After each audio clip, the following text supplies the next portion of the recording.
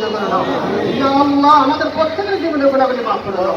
ইয়া আল্লাহ মরহুমরা দোয়া করে রিসার্চ জীবন দশা থেকে কোনো গুনাহ করতে আল্লাহ আমরা তোমার পক্ষ থেকে ক্ষমা চাই, মাফ চাই। নবীর ইসলাম আমার জীবনের গুনাহগুলি মাফ করে দেবো। আল্লাহ আমার জীবনের গুনাহগুলি মাফ করিয়ে দেবো। ইয়া আল্লাহ আমার শোকাহত পরিবারকে ধৈর্য ধারণ করার তৌফিক দান করে আল্লাহ।